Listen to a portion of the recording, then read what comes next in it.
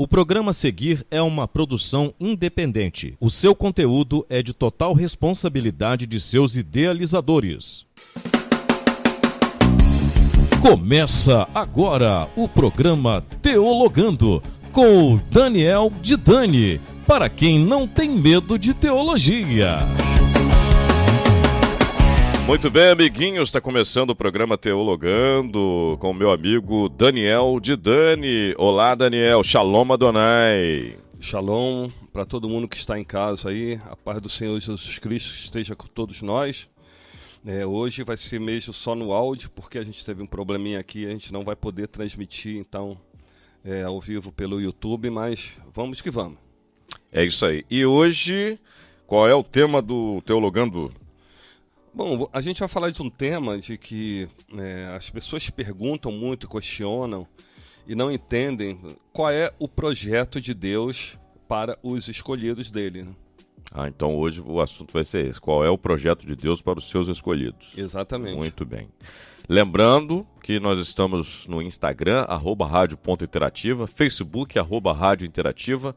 Temos o aplicativo para você que precisa viajar de vez em quando, quer ouvir a Interativa. É fácil, é só baixar o nosso aplicativo Rádio Interativa, que você baixa ali no Play Store ou Apple Store. Rádio Interativa. O desenvolvedor é o Caxias Host Internet, né? Já que tem outros aplicativos com o mesmo nome, para que você não faça confusão.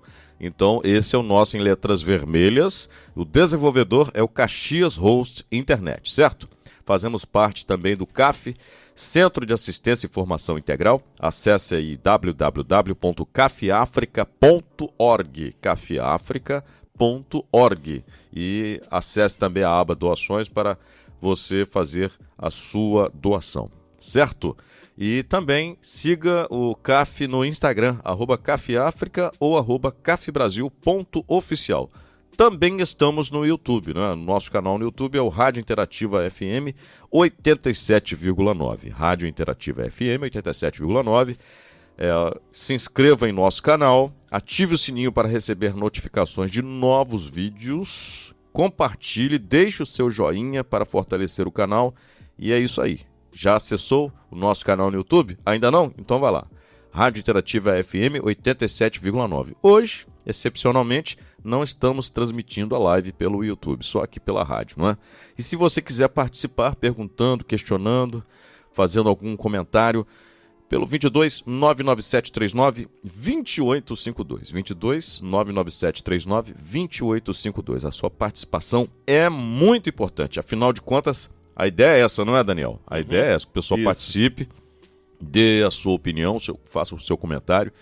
E é isso, 22 99739 2852. Amigos da Sapiência. E aí, vamos que vamos, né, Daniel? Isso. Vamos aprender. Isso. Diga lá, qual é a introdução? Como você vai introduzir esse assunto aí? Bom, a questão é quando a gente começa a fazer perguntas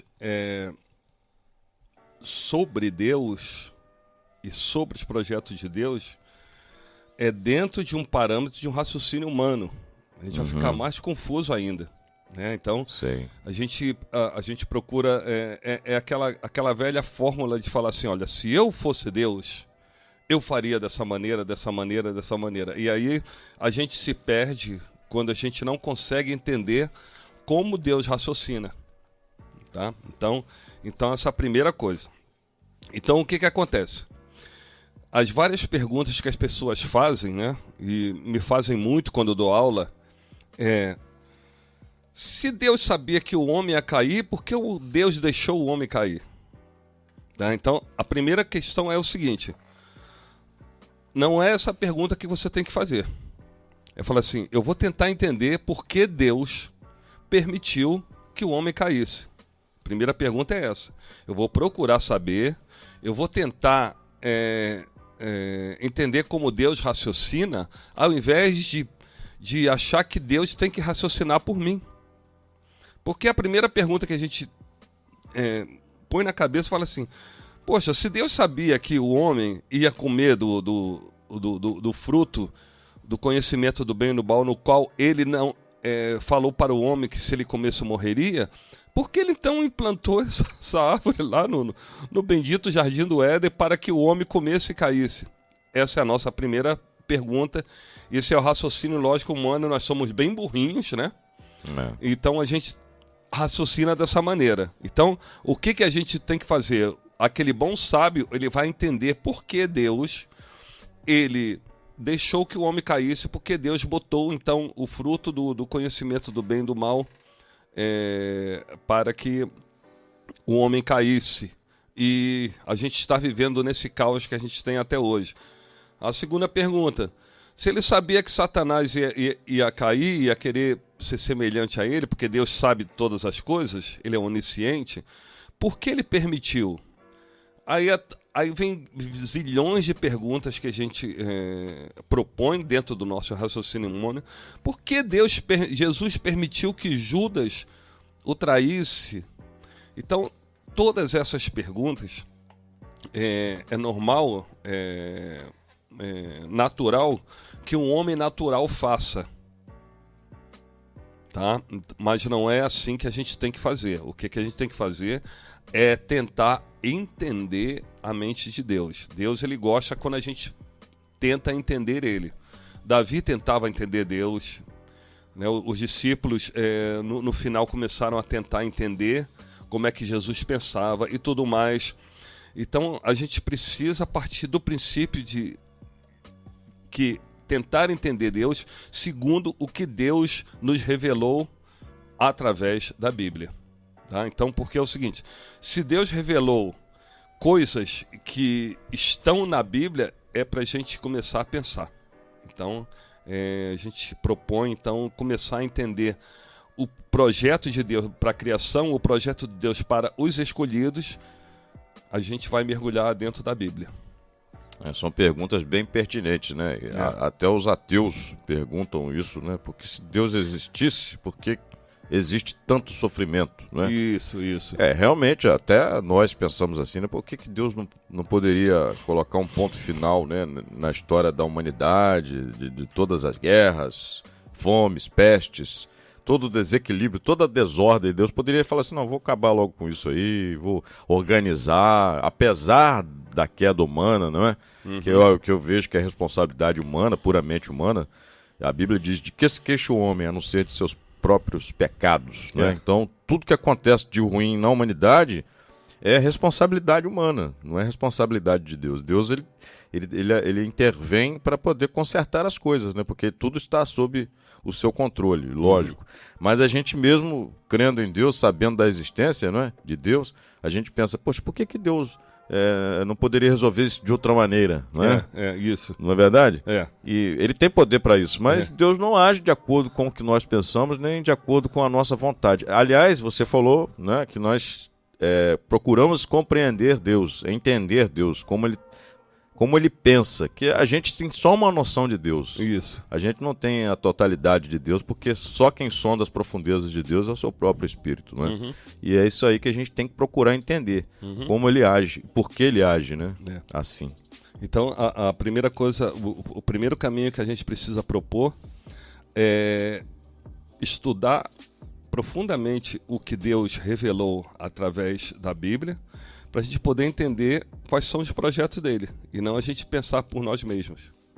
Entender Deus com a nossa mente, assim, como ele age com a nossa mente, não tem Isso. como mesmo. Igual a pergunta que todo mundo faz também, mas por que o cara estupra e vai para cadeia e prisão perpétua e chega lá no presídio, ele ouve o evangelho, se converte e Deus perdoa, entendeu? Então, tudo isso é uma questão das pessoas não saberem entender como funciona a justiça de Deus, como funciona a mente de Deus, e eles querem trazer Deus para debaixo do raciocínio deles, debaixo do centro de justiça deles próprios, e aí o homem começa a errar por aí. Então, o que a gente tem que fazer? Poder entender o caráter de Deus dentro desses atos dele de justiça, de misericórdia, de perdão, de amor que ele propõe.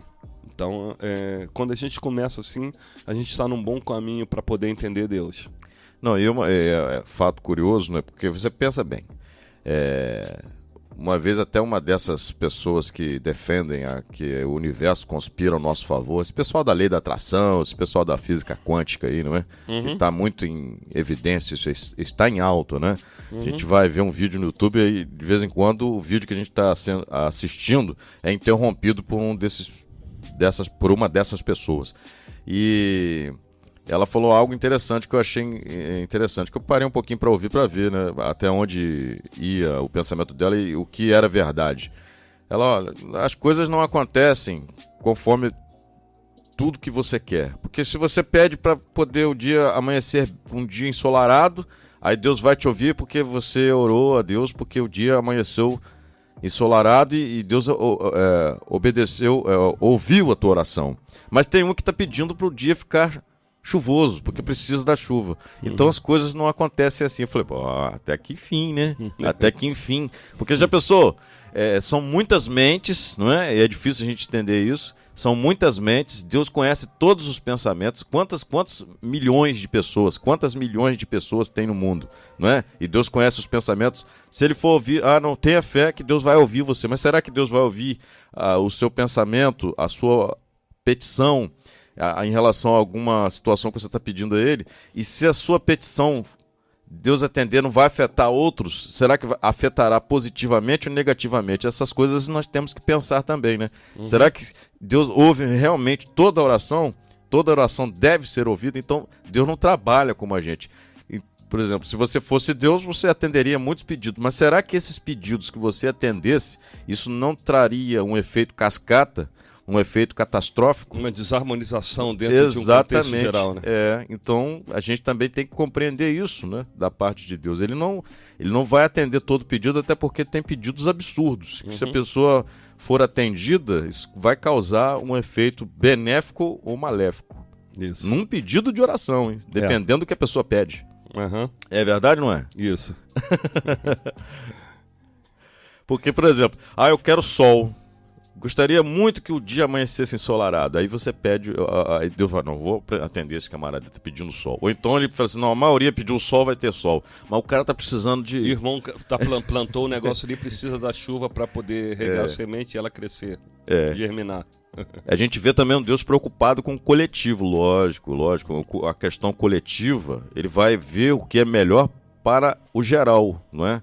De forma geral, não particularidades, né? Ele não está aí para atender capricho de ninguém. Porque o reino dos céus é coletivo, né? Isso é um exemplo que eu estou dando, né, Daniel? É isso. É um exemplo, eu sei que existem muitos outros exemplos. Então a gente vai partir do princípio de começar a procurar entender os projetos de Deus para a criação e principalmente para os escolhidos, quando ele revelou através da Bíblia. Então a gente vê aqui em Efésios 1, o Paulo falando então numa carta aos Efésios, vai do 3 ao 5, que ele diz assim: Bendito Deus e Pai de nosso Senhor Jesus Cristo, o qual nos abençoou com todas as bênçãos espirituais nos lugares celestiais em Cristo, como também nos elegeu nele antes da fundação do mundo, para que fôssemos santos e irrepreensíveis diante dele em amor, e nos predestinou para filhos de adoção por Jesus Cristo para si mesmo, segundo o beneplácito de sua vontade. Então a gente aqui nós temos aqui uma pista de como se inicia o projeto de Deus e ele sabe de todas as coisas. Então, o que ele fez? Ele predestinou alguns escolhidos antes da fundação do mundo. Então, quando Deus, antes de fundar o mundo, ele já tinha em mente o projeto de que alguns escolhidos foram predestinados para serem filhos de adoção por Jesus Cristo, porque o único Filho de Deus era o Senhor Jesus. Então, já tinha um projeto de Deus para isso. Então, o que as pessoas erram fala assim, caramba, Deus botou a árvore do conhecimento do bem e do mal lá e caramba, ele não sabia que se o homem iria pecar ou não. esquece isso, porque Deus já tinha tudo isso dentro do projeto dele da criação para chegar ao estado eterno. Por quê?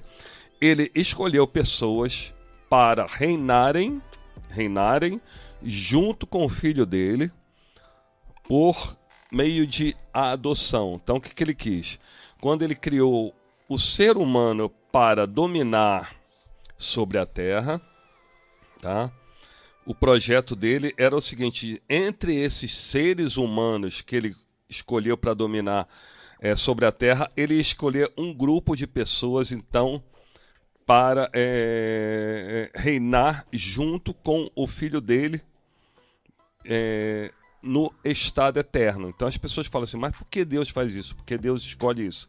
Porque exatamente são coisas aqui que o Paulo falou aqui, segundo o beneplácito da sua vontade. É a vontade de Deus que ele quis escolher pessoas dentro de todos os seres humanos, um grupo de pessoas que fosse reinar sobre toda a criação pela eternidade. Aí o pessoal fala assim, mas por que isso? Para que isso? Bom, a gente entende que esse grupo de pessoas, ela passou por um período de vamos dizer assim, de teste, né? ou de aprendizado de como seria reinar, tá? Porque a gente sabe que botar a coroa na cabeça de pessoas precipitadas, ou você dar um poder a alguém que não está, então, vamos dizer assim, preparado para reinar segundo a justiça de Deus, aonde gera tudo, né? A gente vê aí, a gente tem o nosso caso aqui no Supremo Tribunal Federal, exemplo de alguns, e também, né, quando a gente vê presidentes aí, a gente vê imperadores e reis no passado totalmente perversos, totalmente injustos, iníquos, porque eles não foram preparados para reinar. Então, Deus, na sua sapiência, o que ele fez? Ele botou todo mundo no caos, né? Porque dentro desse caos, pessoas iriam aprender, então, a absorver a justiça de Deus para, então, reinar por toda a eternidade. Porque esses escolhidos no qual Paulo está falando aqui, são pessoas que vão ganhar a coroa de Jesus, vão se entrar no mesmo trono de Jesus, vão ganhar o mesmo corpo glorioso de Jesus. Resumindo tudo, né? A gente vai ganhar poderes divinos, né? Dentro de uma questão de adoção. A gente vai participar da família de Deus, assim como co-herdeiros junto com Jesus Cristo, para reinar por toda a eternidade. Então você imagina a coroa, essa coroa, esse corpo, todo esse poder imensurável nas mãos de alguém que não está preparado para governar. Tá? Então a primeira coisa que a gente precisa entender sobre a questão dos escolhidos. Então, por que Deus ele entregou toda a humanidade diante de um caos, né? Diante de um caos, para que ele pudesse, dentro desse caos, ele saber quem são os escolhidos, tá? Porque Deus ele não escolhe como vamos dizer assim, nem aleatoriamente, nem escolhe condicionalmente, vamos dizer assim, pessoas. Ele escolhe um grupo. O que a gente precisa fazer? Trabalhar, né, passar por esse teste para entrar dentro desse grupo, né? Porque tem aquela questão do arminista, do calvinista. Deus predestinou Judas para tentar Jesus e se perder. Não, Deus não predestinou Judas, tá? Judas escolheu por livre e espontânea vontade como é que se diz? Jesus. Trair Jesus, e Deus já sabia disso. Sabia. Porque então, ele não mudou de opinião, né? Exatamente. Então, a gente precisa entender o seguinte: Deus ele trabalha com a vontade dele soberana, E ele tem a vontade permissiva que ele deu ao homem. Por isso que eu falo para todo mundo, as pessoas não conseguem entender. O único ser que ele tem o livre-arbítrio é o ser humano. O anjo não tem livre-arbítrio, porque o anjo ele não pode escolher por si só obedecer ou desobedecer a Deus. O homem tem essa qualidade porque ele é imagem e semelhança de Deus. É como se o homem fosse Deus, né? Vamos dizer assim, porque Deus escolheu ele para ser o ser humano, para ser Deus sobre a criação. Como falei para vocês, o RE, a XRE é exatamente isso. Deus vai ser quem ele quiser.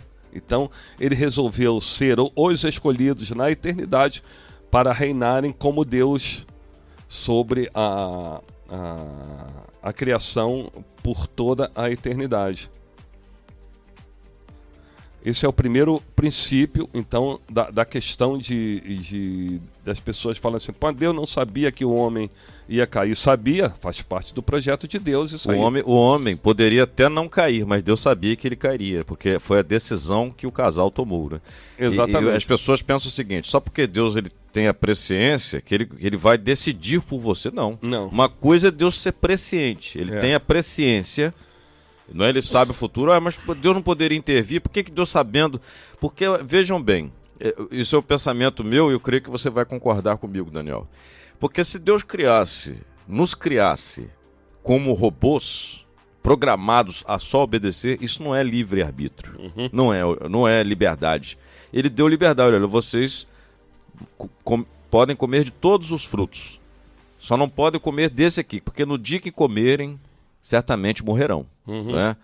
Aí vem outra questão, pessoal, mas não morreu na hora, mas já começou morrendo, né? Já começou morrendo, porque não morreu na hora, mas morreu depois. Fisicamente, mas é uma morte. Porque são duas mortes, né? Naquele momento, porque ele morreu. Física e espiritualmente. Porque ele espiritualmente ele se afastou de Deus. Exatamente. Ele teve uma separação ali instantânea quando ele perdeu as vestes de santidade, as vestes brancas, então ele já não podia mais ter comunhão com Deus. Tá? Já começou morrendo mesmo. Então comeu, já começou a cair e já começou a morrer.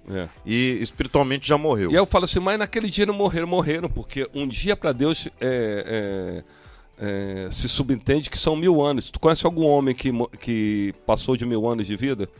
Não, e outra coisa, como você falou, dali em diante já começou a morrer, já morreu, já começou o processo de morte, até física, né? Morte espiritual. Aliás, é por isso que Deus deu o livre-arbítrio para ver qual a escolha que o ser humano teria. E diante de todas as delícias, diante de tudo prontinho ali, gente, olha só, eles estavam no lugar de delícias. Paraíso é isso, lugar de delícias.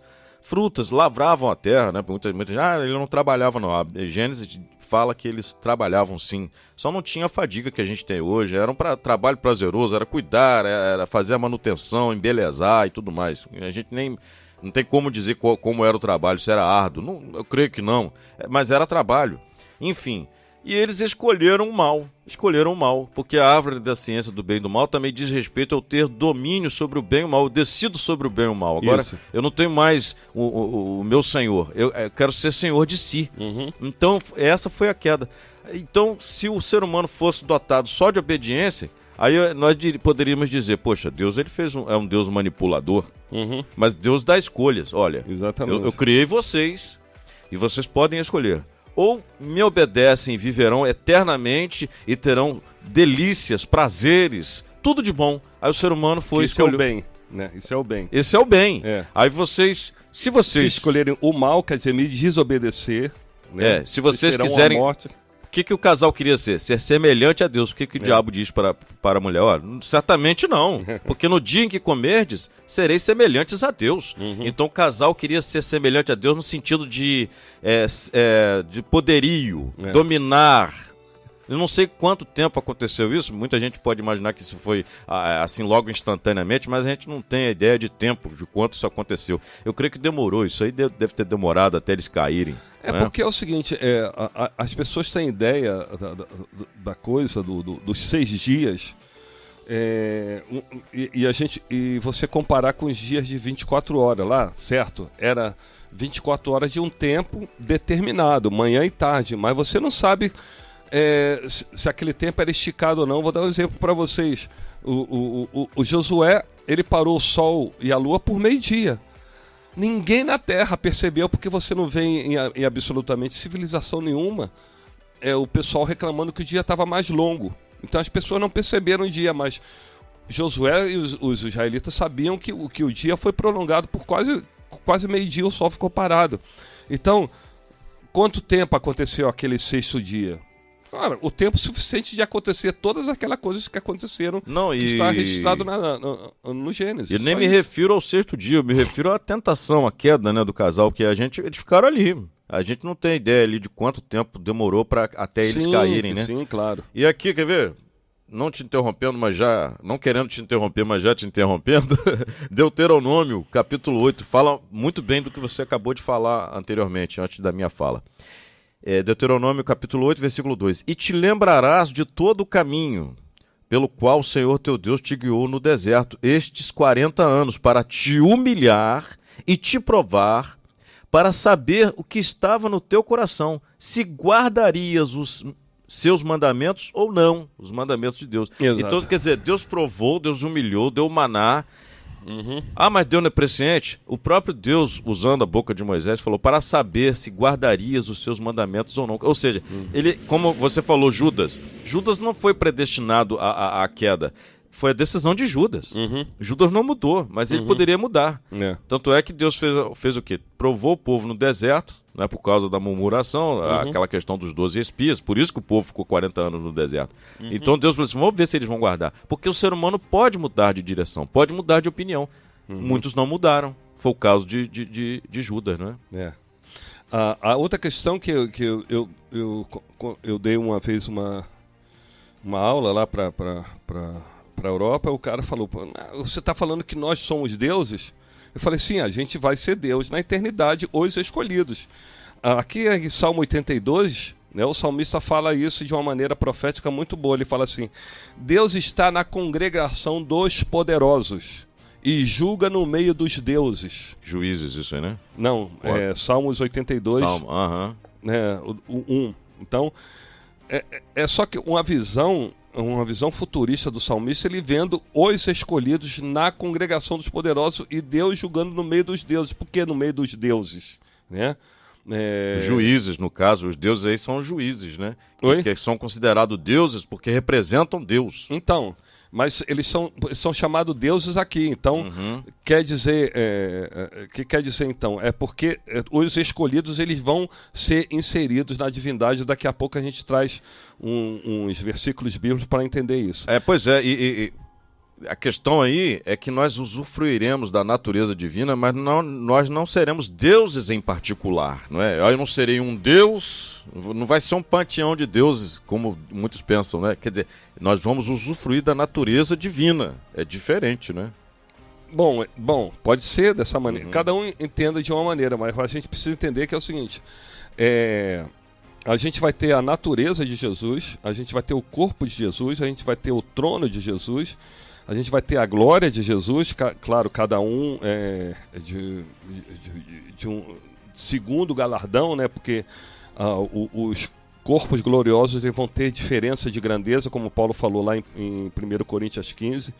Mas, de qualquer maneira, a coroa é a mesma, o poder é o mesmo, o corpo é o mesmo, e se a gente for ver assim dessa maneira, o Salmo 82 ele está propondo isso. Deus está na congregação dos poderosos, quer dizer, ele está ali reinando junto com os poderosos, que são esses escolhidos no qual eu falei aqui, que vão ganhar a coroa. Julga no meio dos deuses, tá? E essa palavra ela é Deus mesmo lá no original. Elohim. Até quando julgareis injustamente e aceitareis as pessoas dos ímpios? Fazei justiça ao pobre e ao órfão, justificai o aflito e o necessitado. Livrai o pobre e o necessitado, tirai-os das mãos dos ímpios. Eles não conhecem nem entendem, andam em trevas, todos os fundamentos da terra vacilam. Eu disse, vós sois deuses e todos vós filhos do Altíssimo. Então, o salmista está falando de uma maneira futurística sobre os escolhidos, do qual eu falei para vocês aqui, que está em Efésios, lá em Efésios, tá? No qual eu falei no versículo anterior. Então, só para a gente entender que Deus escolheu essas pessoas para serem inseridas dentro da questão da divindade, da família de Deus, para governar eternamente sobre toda a eternidade, tá? Então, essas pessoas vão passar por uma prova, vamos dizer assim, quer dizer, viver no mundo do caos, sabendo agora que eles conhecem o bem e o mal, quer dizer, eles conhecem que podem obedecer ou não obedecer a Deus, quer dizer, podem obedecer e desobedecer a Deus, mas eles escolheram por livre e espontânea vontade, né, se esvaziar e obedecer restritamente a Deus dentro e no meio do caos, mesmo sabendo por livre-arbítrio que fazer assim, não, eu quero fazer a minha própria vontade, tá? Por isso que vem a provação, né? Exatamente. Por isso que somos provados. Provar, né? Justamente para Deus, dentro dessa prova, ele aí escolher as pessoas que vão reinar por toda a eternidade, porque existe uma lenda gospel muito grande, achando que todas as pessoas salvas vão ganhar coroa. Cuidado com isso, tá? Não é bem assim, não. Aqui em 1 Pedro 1, 18... de 18 ao 20, fala assim: sabendo que não foi com coisas corruptíveis como prata ou ouro que foste resgatados da vossa vã maneira de viver, que por tradição recebeste dos vossos pais, mas com o precioso sangue de Cristo, como de um cordeiro imaculado e incontaminado, o qual, na verdade, em outro tempo foi conhecido, ainda antes da fundação do mundo, mas manifestado nesses últimos tempos por amor de vós. Então, vocês estão vendo aqui que o projeto de Deus ele já tinha a redenção, né? Já era antes da fundação. Antes dele criar tudo, ele já tinha o projeto dos escolhidos e o projeto do filho dele que iria morrer pelo pecado do homem, pela caída do homem. Então, olha, esquece esse negócio que Deus não sabia que o homem ia pecar e tudo mais. Estava tudo isso dentro do projeto de Deus, tá? Outra coisa que a gente precisa entender aqui, essa coisa dos últimos tempos por amor de vós. Aí tu fala assim, mas Deus não podia de uma outra maneira fazer isso sem tanto sofrimento, até do próprio sofrimento do filho dele? Bom, a gente precisa entender a questão do amor, tá? Porque o amor é uma coisa incompreensível da natureza humana, da racionalidade humana, entender o amor de Deus, o ágape. Existe um poeta nosso, da nossa música brasileira, que ele falou uma coisa muito profunda, que ele falou assim, sobre o amor, né? Embora ele não entenda o que ele tenha falado, mas eu vejo uma profundidade muito grande disso, que ele fala assim, por ser exato, o amor não cabe em si. Olha que coisa bonita. Por ser exato, o amor não cabe em si. Então, a gente precisa entender uma coisa. Deus tinha necessidade de criar? Não. Por quê? Deus ele é pleno em si só. Deus não precisa criar, porque ele é pleno em si só. Então, ele não tem necessidade de fazer uma criação. Então, qual foi o motivo de que Deus criou? Claro, não existe isso na Bíblia, mas você pode, subjetivamente, você entender que, através de uma exegese, dentro de uma conjectura de toda a Bíblia, entender o seguinte... por que Deus criou? Deus criou para amar. Porque o amor dele não cabe em si. Tá? Então, ele precisou criar para amar. Porque Deus ama a criação. Ele fala assim, Deus amou o mundo de tal maneira. Então, o que acontece? Deus queria provar o próprio amor dele. Então, ele queria sofrer por amor. Vocês entendem?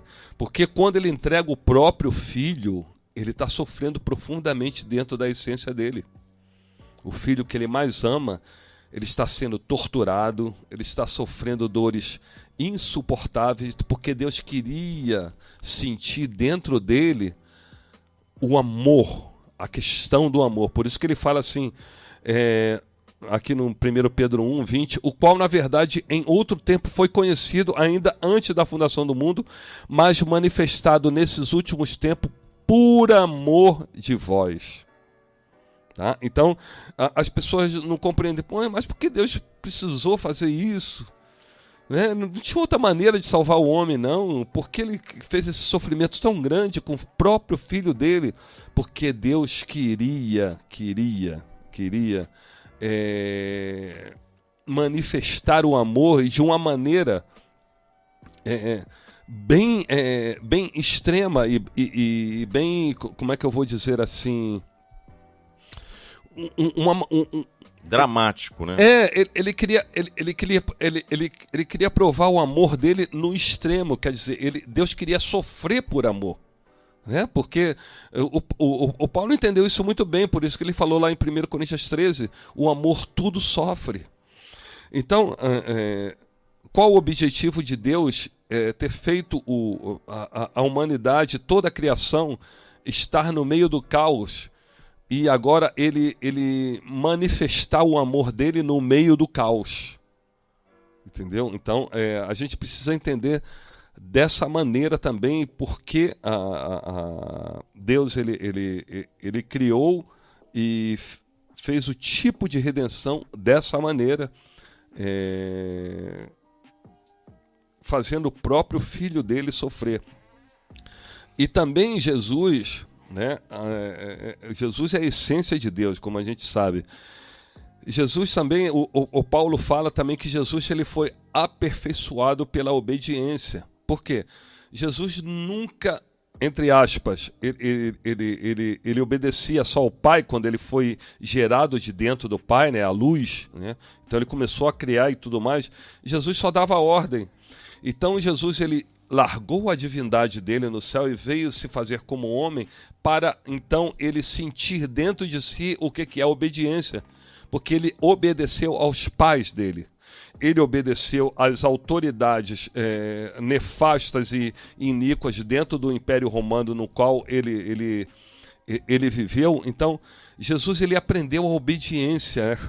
Que coisa engraçada isso, estranha, né? Jesus aprender a obedecer, porque ele nunca teve isso dentro da essência dele, aprendeu a obedecer a seres inferiores a ele.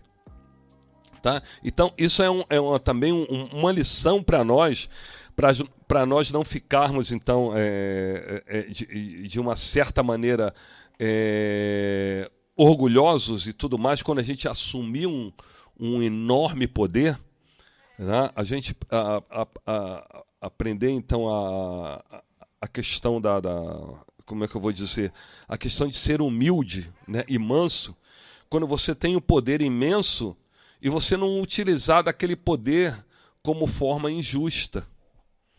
Tá? A gente vê o exemplo quando Jesus ia para Jerusalém, queria passar por Samaria, os samaritanos xingaram eles de tudo quanto é coisa, humilharam eles porque eles eram judeus, e João e Tiago falou, quer que a gente faça descer fogo do céu sobre eles? Jesus fala assim, você não sabe de que espírito sois vós?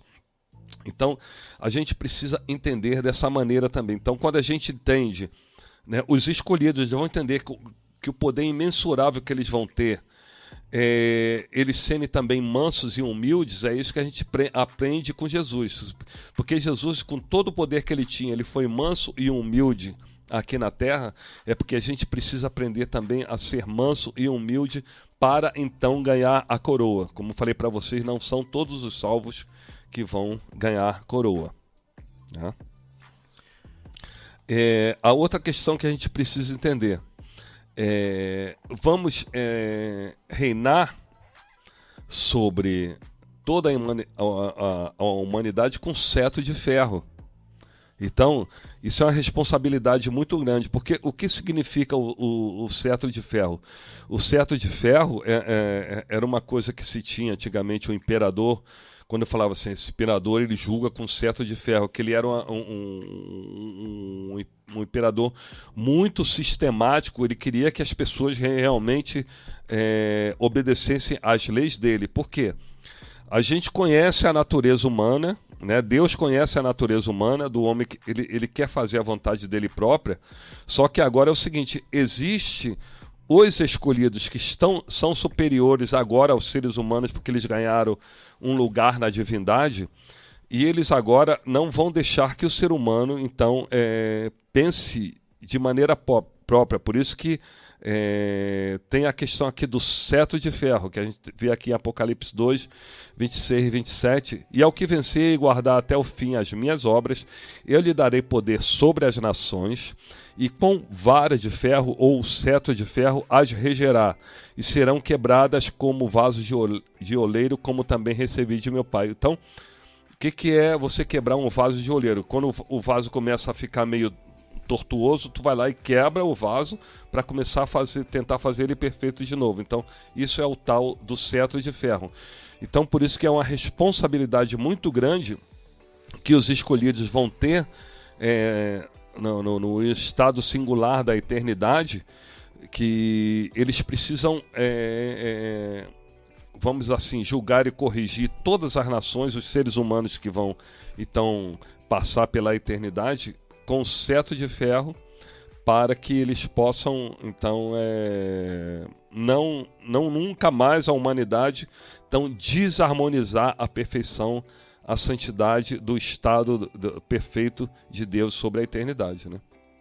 E uma coisa que você falou no início, é interessante, que o Deus que sabia da queda humana, ele já providenciou a solução, né? Isso. É a antevidência de Deus. Aí sim age a presciência de Deus, né?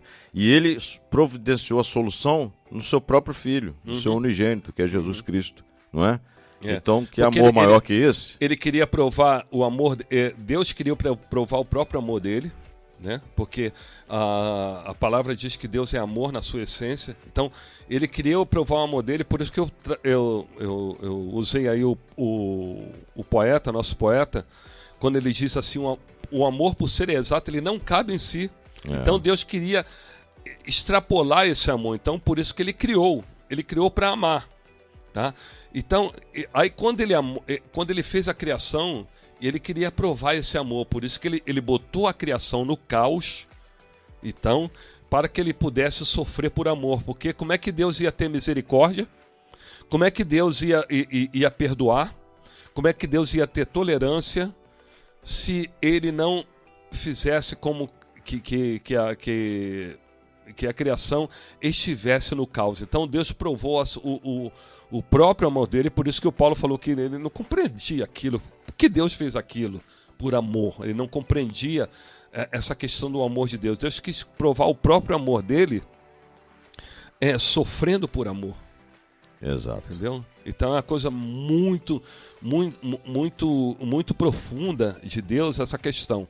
Agora, voltando aqui aos escolhidos, aqui em 2 Coríntios 10, do 4 ao 6, está escrito assim: porque as armas da nossa milícia não são carnais, mas sim poderosas em Deus para a destruição das fortalezas, destruindo os conselhos e toda a altivez que se levanta contra o conhecimento de Deus, e levando cativo todo o entendimento à obediência de Cristo, e estando prontos para vingar toda a desobediência quando for cumprida a vossa obediência. Então, o que acontece? O que Paulo está tentando propor aqui para os coríntios? Olha só, vocês só estão preparados para julgar a desobediência quando for cumprida a tua obediência. Então, é o seguinte, a pessoa se converte a Jesus, ela não quer obedecer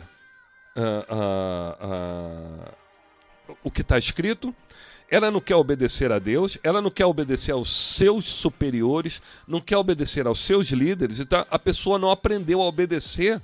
Como é que ela vai julgar a desobediência se ela não aprendeu a obedecer? Você está entendendo? Por isso que o Paulo está aqui alertando e exortando o pessoal de Coríntios, que é o seguinte: estando prontos para vingar toda a desobediência quando for cumprida a vossa obediência. Então, o que acontece? Dentro do caos e dentro da nossa assim, faculdade de entender que a gente pode viver por vontade própria, a gente pode fazer as coisas que a gente quer, a gente pode obedecer ou desobedecer, tá? Então, tem pessoas que escolhem desobedecer. Eu não quero obedecer a ninguém, não. Então, o que acontece? A gente precisa aprender a obediência, porque quando for cumprida toda a nossa obediência, e quando eu falo assim, for cumprida toda a nossa obediência, não é só obedecer a Deus, não. A gente acha que obedece a Deus. Mas sabe quando é que a gente obedece a Deus? Quando a gente obedece os nossos superiores, quando a gente obedece os nossos líderes, quando a gente obedece nossos pais e mães, quando a gente obedece a pessoa que nos chefia no trabalho, quando a gente obedece os nossos professores, aquele que nos instrui, tudo isso aqui quando cumprir tudo isso, quando você aprender a obedecer irrestritamente, de forma, vamos dizer assim, não convencional, você então agora você aprendeu então a obediência, que agora você pode então vingar a desobediência. Quer dizer, quando a gente vai julgar na eternidade, né? Porque quando Jesus descer para julgar, a gente volta com ele para julgar também toda a humanidade, todos os anjos, a gente vai julgar todo mundo, tá? Então, a gente só vai estar pronto então para julgar a desobediência quando cumprir a nossa obediência. Mas a gente não quer cumprir a nossa obediência aqui no meio do caos, porque a gente vai ganhar a coroa para julgar? Como é que a gente vai sentar no trono para julgar se a gente não cumpriu a nossa obediência? Aqui é o teste, né? O teste é aqui. Aqui é a escola, né, de Deus, né? Exatamente isso. O deserto é para provar e para poder melhorar as pessoas, né? Lapidar. E a pessoa não quer se submeter ao senhorio do Eterno, né? Fica difícil. Como é que ele vai contar com pessoas capacitadas se não querem se capacitar? Exatamente. Bom, falando sobre obediência, então, mais uma aqui, em Mateus 5, 44 a 48. Eu, porém, vos digo, amai a vossos inimigos. Bendizei os que vos maldizem, fazei bem aos que vos odeiam, e orai pelos que vos maltratam e vos perseguem, para que sejais filhos do vosso Pai que está nos céus, porque faz que o seu sol se levante sobre os maus e bons, e a chuva desça sobre justos e injustos. Pois se amardes os que vos amam, que galardão tereis? Não fazem os publicanos também o mesmo? E se saudardes unicamente os vossos irmãos, que fazeis demais? Não fazem os publicanos também assim? Sede vós perfeitos, como é perfeito o vosso Pai que está nos céus. Então, a questão da santidade, que as pessoas confundem muito. Você tem que ser santo. Ser santo como? Botar roupa até lá embaixo, andar com a Bíblia debaixo do braço e empinar o nariz e andar pela rua dizendo eu sou santo? Não. Tá vendo aqui o que é santidade? Santidade é amar como Jesus amou. Você quer ser santo? Aqui está dizendo aqui, ó. Jesus termina a ordenança aqui: sede vós perfeitos como é perfeito o vosso Pai que está no céu. Por que o nosso Pai que está no céu é perfeito? Porque ele faz descer o sol sobre justos e injustos, a chuva desça sobre justos e injustos, ele ama as pessoas que amaldiçoam ele ama as pessoas que são inimigos dele. Você quer ser santo? Você sabe o que é santidade? Então, eu estou dizendo aqui para vocês de antemão, ó, vamos premier.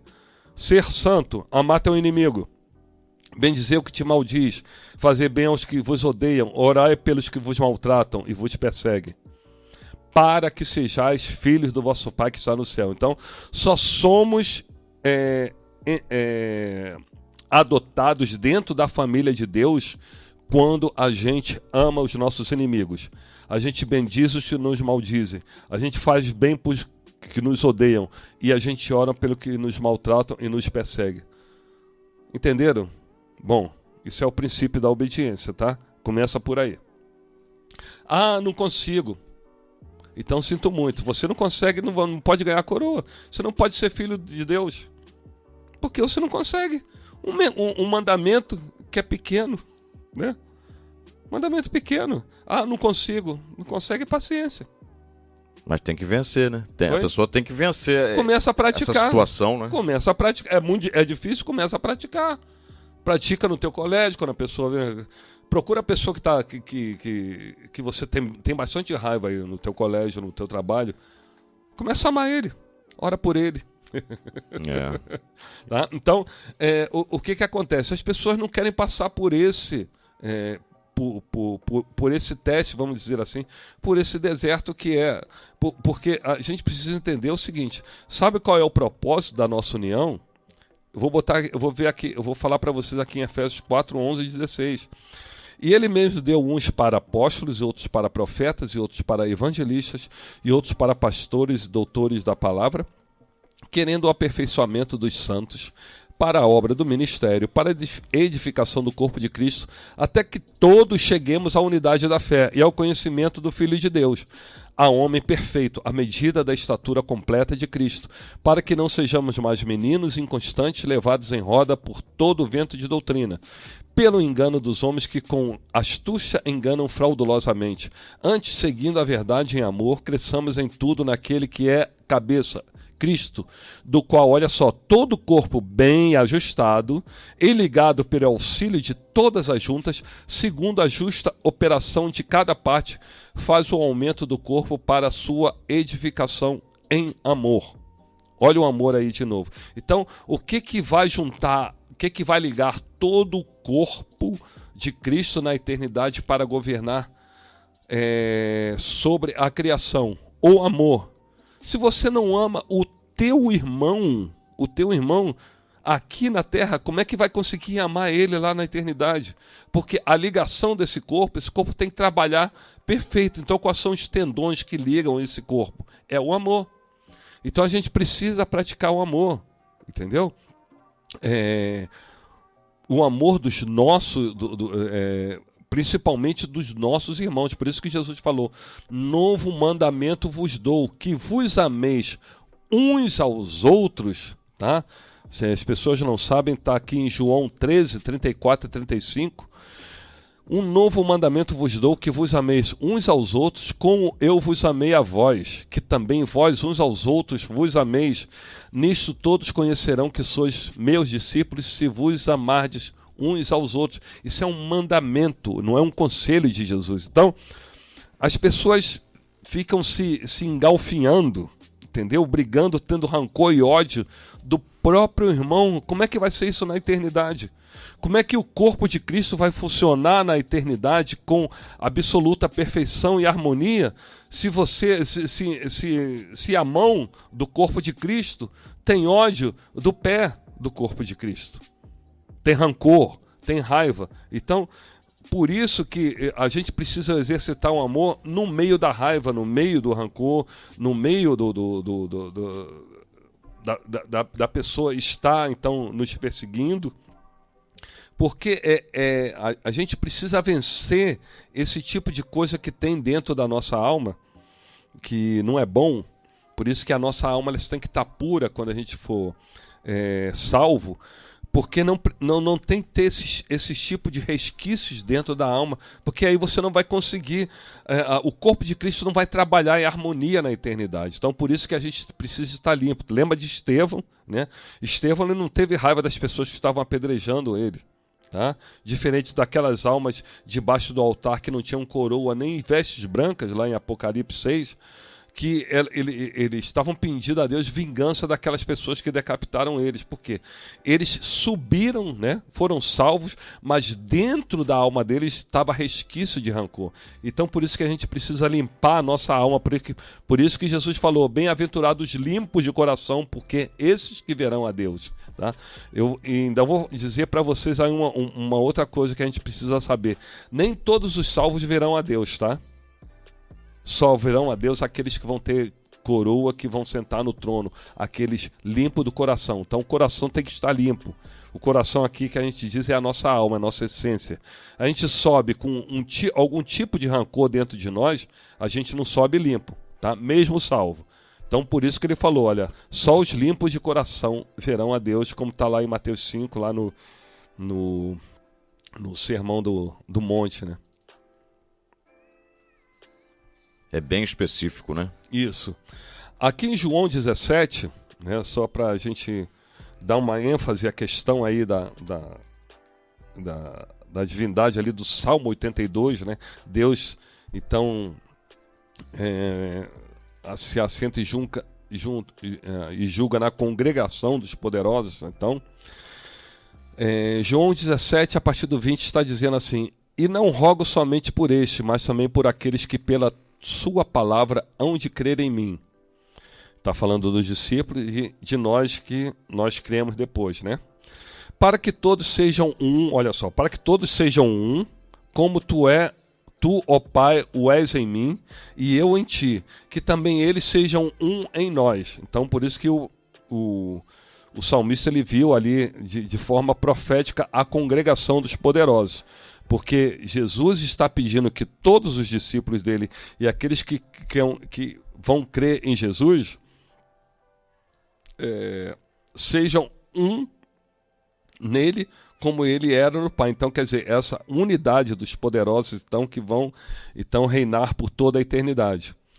Para que o mundo creia que tu me enviaste, eu lhes dei a glória que a mim me deste, para que sejam um como nós somos um. Eu neles e tu em mim, para que eles sejam perfeitos em unidade e para que o mundo conheça que tu me enviaste a mim e que os tens amado a eles como me tens amado a mim. Então, só para a gente entender, né, essa petição de Jesus ao Pai para que os discípulos dele sejam inseridos dentro do corpo da divindade na eternidade para que sejam uma unidade só. Agora, precisa que essa unidade ela seja perfeita. Por isso que eu falei para vocês, a unidade, o que liga, o ligamento de toda essa unidade, de todo esse corpo de várias pessoas, o ligamento é o amor. Tá? Então, se alguém não ama ali, ela não pode ser ligada dentro da unidade. Porque aquela unidade pode ser quebrada. Então, essa unidade ela precisa ser perfeita. Então, o que aperfeiçoa essa unidade? O que vai fazer com que essa engrenagem ela funcione perfeita na eternidade? Obviamente, cada um com o seu talento individual que Deus deu, né? A gente precisa compreender dessa maneira. Mas a unidade é que todos que estão dentro dessa congregação, dentro desse corpo, seja o amor. As pessoas se amem ali dentro daquele corpo, justamente para não ter nenhum tipo de desarmonia naquele corpo. A gente viu muito tempo atrás, aí, uma vez, aí, uma reunião do STF, um xingando o outro e você, Vossa Excelência, não sei o quê, e o outro, Vossa Excelência, que é isso? Isso não pode acontecer na unidade da eternidade de Cristo. Trocando farpas, né? Isso não pode acontecer. Tá? Então, por isso que a gente precisa entender, aprender que a gente está passando por um teste. Você está salvo? Maravilha. Agora, você quer fazer parte da divindade? Quer fazer parte do corpo de Cristo? Né? Você precisa passar por esse teste. Teste de obediência, teste de esvaziar-se, né? Por isso que Jesus falou, olha, não se põe vinho novo em odre velho. Você precisa pegar esse odre velho teu e jogar fora, tá? E trazer um odre novo para que o vinho novo seja derramado. A gente vai fazer por uma conjectura atual, você precisa pegar o teu HD e formatar. Não adianta botar um antivírus, tá? Você tem que pegar o teu HD, formatar para que Jesus venha com um software dele perfeito, novo, e insira dentro desse HD, para que aí você possa funcionar perfeitamente. Então, as pessoas não querem abrir mão do seu eu. As pessoas não querem abrir mão do seu ego. Tá? Jesus falou, se esvazia. O Paulo falou, se esvazia, faça morrer a tua natureza humana. As pessoas não querem. Tá? Então, eu proponho a vocês o seguinte, começa a exercitar isso, esvaziar-se, para que você possa ser preenchido do caráter de Cristo. Porque sabe o que significa a palavra cristão? Parecido com Cristo. Então, não adianta nada você dizer que é cristão se você não se parece com Cristo. Deixa o dinheiro falar mais alto, seus interesses, né? O ego. Porque o diabo é um ego absoluto. Exatamente. Então as pessoas, eu sou pobre mesmo, não sou humilde, mas o ego está lá em cima. Até o pobre é miserável. Até o pobre é como eu disse, Orgulhoso. não é questão de dinheiro, avarento. Avarento, isso. Até pobre é avarento. Tem pobre que não gosta de ajudar o outro que é mais necessitado. Também tem isso. Aí está seguindo o exemplo de Cristo? Não está. Isso. Dos exemplos, né? Exato. Então, por que, olha só, por que Deus, então, ele propôs essa questão dos escolhidos e botou cetro de ferro, né? Na verdade, esse cetro, ele é chamado também em Salmo de cetro de equidade. Por que cetro de equidade? Porque é cetro de justiça de Deus, tá? A gente tem que entender que a justiça de Deus é amor e também é juízo, tá? Então a gente precisa entender isso na sua completude para poder reinar e julgar por toda a eternidade, tá? É amor e juízo o tempo inteiro. Por quê? Aqui em Gênesis 8, Deus faz uma revelação incrível para Noé. Ele fala assim, ó. Desculpe.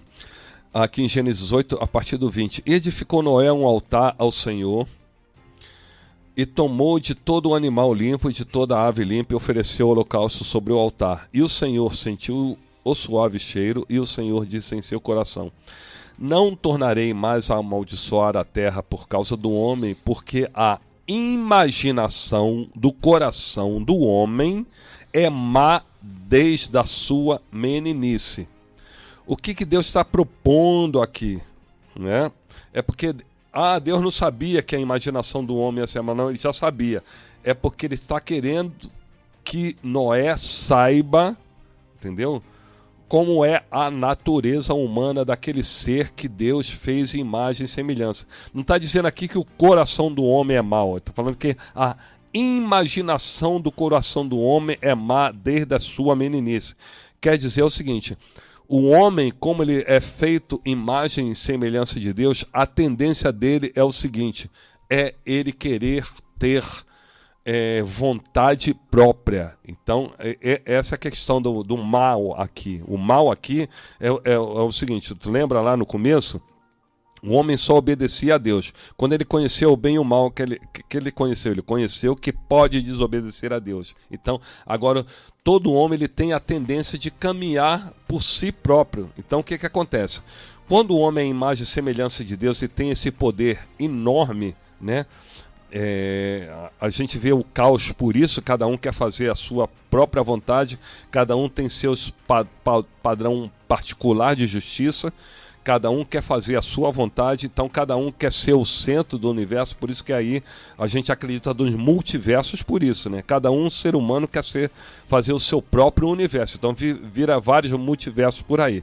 Então, para evitar isso, né, Deus está dizendo assim: olha só, a imaginação do homem, do coração do homem, ele é má desde a sua meninice. Então, todo homem quer fazer a vontade dele próprio. Então, por isso que ele escolheu aquelas pessoas que, dentro dessa ambiguidade, né, de querer obedecer a Deus e não querer, eles escolheram obedecer a Deus, que agora eles vão dominar com cetro de ferro sobre toda a humanidade, para não deixar que essa imaginação má do coração do homem, que é desde a sua meninice, possa gerar algum tipo de caos